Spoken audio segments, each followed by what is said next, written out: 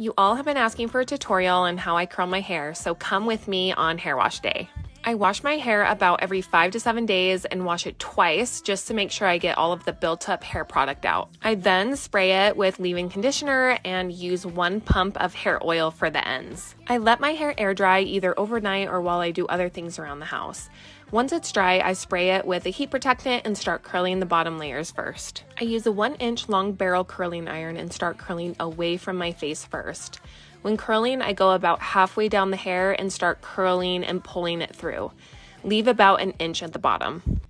When pulling it out, make sure you unwind the curling iron and then pull through the ends. This gives the curl more of a long, beachy wave look. You can mix it up and curl towards your face if you want. I do this on about a 3-to-1 ratio, but depending on your hair type, you could do it every other section.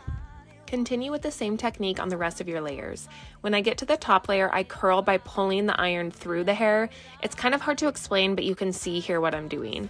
This technique is best for shorter hair layers or the front pieces. Go ahead and curl the rest of your hair so that all of the pieces are curled. After it's curled, I spray a texturizing spray to give it a little more volume, and I put 1 pump of hair oil on the ends. My curls last me a full week and I rarely have to recurl. I use dry shampoo when my roots get oily and hair oil for my dry ends.